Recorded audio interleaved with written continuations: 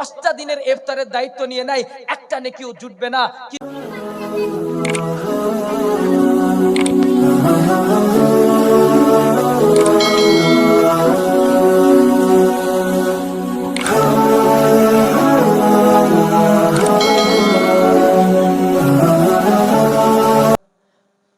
সর্বপ্রথম প্রশংসা আদায় করছি সার্বভৌমত্বের একচ্ছত্র মালিক, খালিক, সৃষ্টিকর্তা রব্বুল জালাল, রব্বে করিম আল্লাহ পাক রব্বুল আলামিনের জন্য, যে রব্বুল আলামিন আমাদেরকে এই জালসার প্রারম্ভ থেকে, স্টার্টিং পয়েন্ট থেকে এখন পর্যন্ত আল্লাহ রব্বুল আলামিন ধৈর্যের সহিত এই দ্বীনি আলোচনায়, দ্বীনি মাহফিলে বসিয়ে রেখেছেন।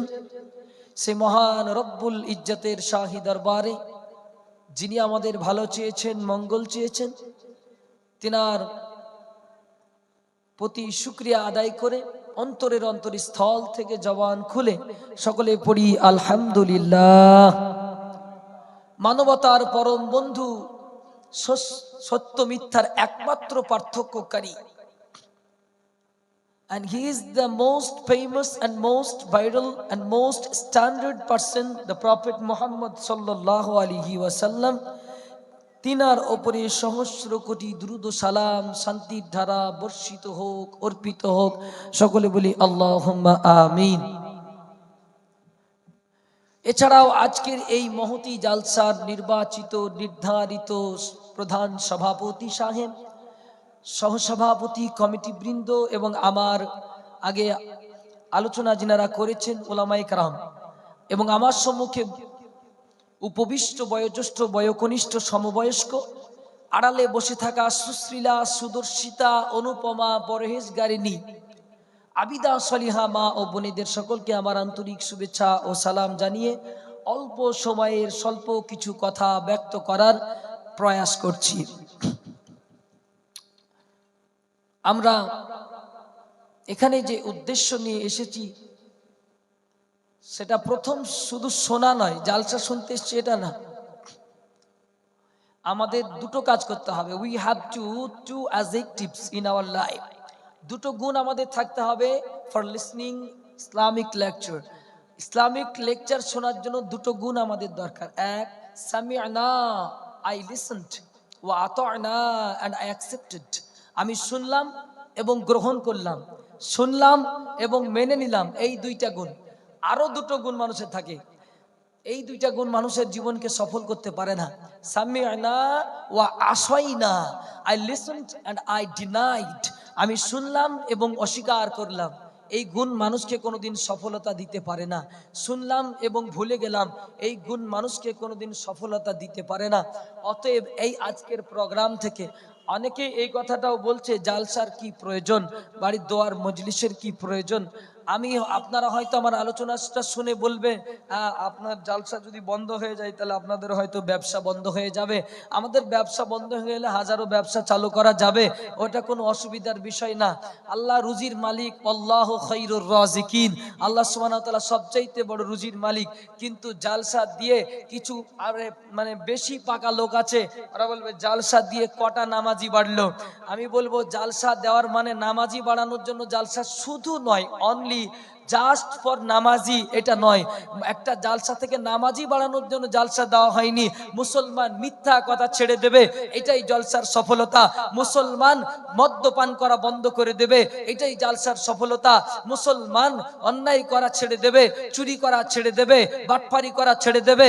মুসলমান জাতি যে সমস্ত কাজগুলি আল্লাহ রাব্বুল আলামিন নিষেধ করেছেন সেই সমস্ত কাজগুলি মুসলমান বন্ধ করে দেবে। একজন করবে, দুইজন করবে। ফকিরাবাদ এই পূর্ব পাড়ার মানুষ যারা রয়েছে, এখানকার 5টা মানুষ যদি মদ্যপান করা ছেড়ে দেয়, 2টা মানুষ যদি লটারি কাটা ছেড়ে দেয়, তাহলে একজন দুইজন যদি জুয়াখড়ি বন্ধ করে দেয়, তাহলে 5 জন নামাজি না হলেও এই জালসাটা সার্থক বলেই গণ্য করা হবে। না হবে না? বলেন হবে না? মানে জালসা হলেই নামাজি হতে হবে? মানে আমি কি একবারে টিকিট কেটে নিয়ে এসেছি নাকি যে জালসা আমি ওয়াচ করবার গ্রামের নামাজি বেড়ে যাবে? নামাজি হওয়াটা তো আল্লাহ রাব্বুল আলামিনের হাতে, হেদায়েত তো আল্লাহর হাতে। হেদায়েত তো একজন এমনি এমনি আল্লাহ রাব্বুল আলামিন দিলে পেতে পারেন। হেদায়েত এখান থেকে যে নামাজি হবে না এটা তো তা নয়, এখান থেকে তো নামাজিও হতে পারে। কিন্তু কথা হচ্ছে এখানে এই জালসার কারণে, দোয়ার মজলিসের কারণে, মসজিদের লেকচারের কারণে নামাজি হবে এটাই জরুরি। বক্তৃতার জন্য এটা তো ভুল। সচেতন হতে হবে, শিক্ষা নিয়ে আলোচনা হবে, সমাজ পরিবর্তনমূলক আলোচনা হবে, সমাজকে ইহুদি খ্রিস্টানের চক্রান্ত থেকে বাঁচানোর চেষ্টা করতে হবে। এইগুলো আমাদের জন্য অত্যন্ত জরুরি। কিন্তু আমরা আচ্ছা ভাইজানেরা আমার, আলোচনা এখনো শুরু করিনি, আমি আলোচনা শুরু করিনি এখনো, হালি তো ধরিনি, চাষ সব বাকি আছে। তাই বলবো ইনশাল্লাহ এগিয়ে আসি ভাই, সামনে জায়গাগুলো পূরণ করুন। আপনারা যারা দাঁড়িয়ে আছেন এমনিই বসতে হবে, আর 10 মিনিট পরে এমনিই বসতে হবে, ইচ্ছেও করবে। ইনশাল্লাহ একটু এগিয়ে আসি, আল্লাহ যদি চায় তাহলে ইনশাল্লাহ আমাদেরকে এমনিই বসতে হবে। তা এগিয়ে আসি ইনশাল্লাহ, আর তাড়াতাড়ি এগিয়ে আসি, আর পিছনের ভাইদেরকে একটু জায়গা করে দিই। এদিকেও জায়গা আছে ইনশাল্লাহ, জায়গাগুলো পূরণ করি। আর যারা বিভিন্ন দূর দূরান্তে আছে, ইয়ং জেনারেশন, আমি প্রত্যেককে বলবো don't delay the time, please come to the stage and seat.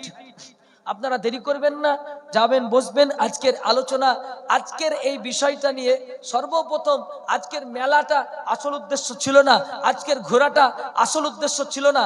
আজকের মেন উদ্দেশ্য হচ্ছে আলোচনা হওয়া। আজকের মেন উদ্দেশ্য হচ্ছে মানুষের মুখে থেকে কোরআন হাদিস শোনা, ওলামাদের মুখ থেকে কোরআন হাদিস শোনা। আমাদের উদ্দেশ্য আপনাদের কাছে কোরআন হাদিস পৌঁছানো। আমাদের উদ্দেশ্য জিলিপি বালার কাছে পৌঁছানো না, জিলিপি বালার কাছে আমাদের কাছে দাওয়াত পৌঁছানো আমাদের এখানে উদ্দেশ্য নাই।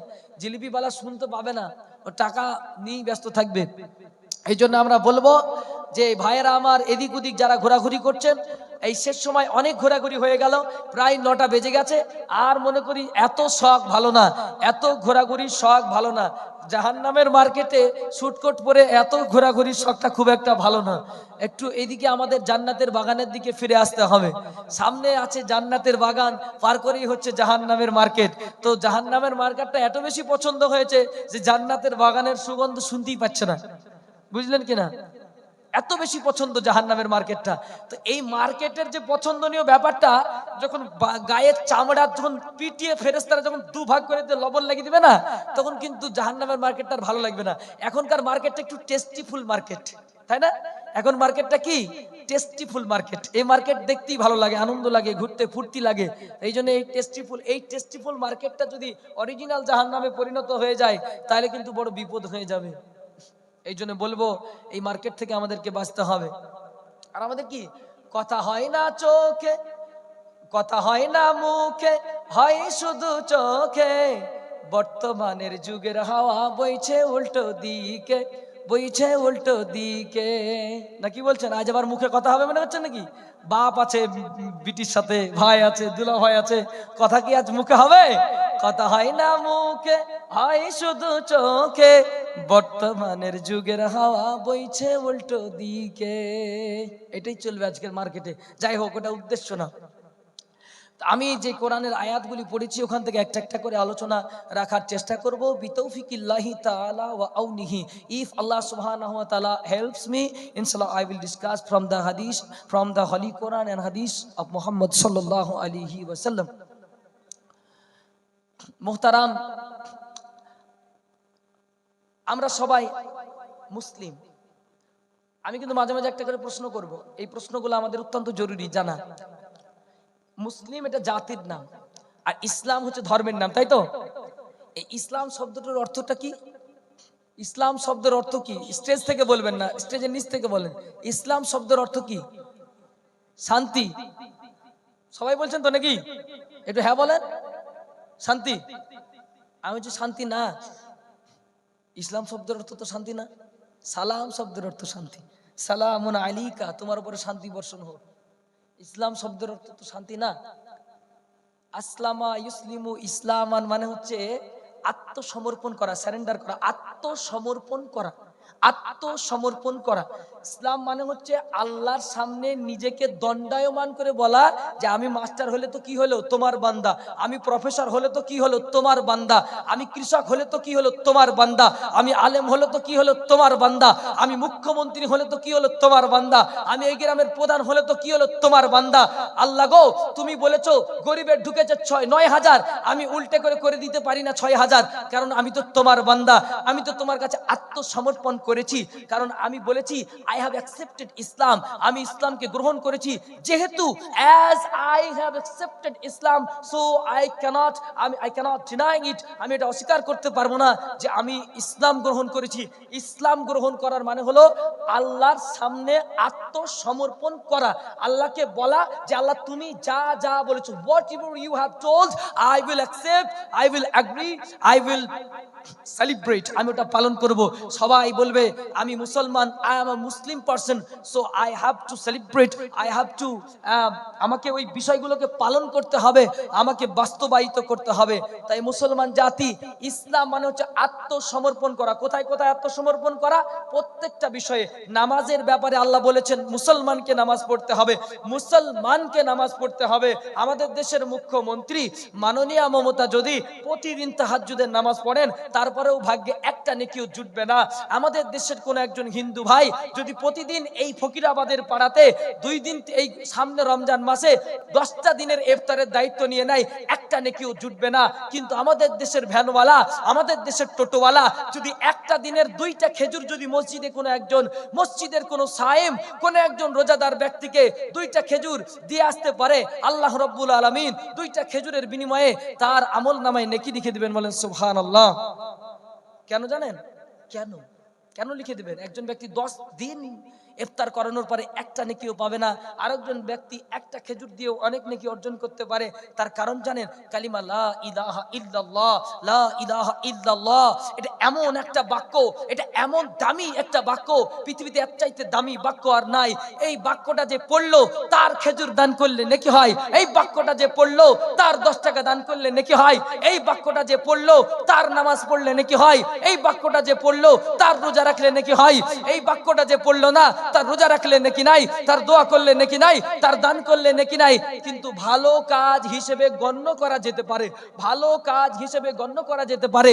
কেউ যদি দুনিয়াতে ভালো কাজ করে, একটা ডাক্তার যদি বলে পৃথিবী আমাদের এই ফকিরাবাদের যত মানুষ আছে সবাইকে আমি ফ্রিতে চিকিৎসা করব, সে যদি হিন্দু হয় তাহলে আল্লাহ তার প্রতিদান দুনিয়াতে দান করবে, আখিরাত মাইনাস করে দেবে।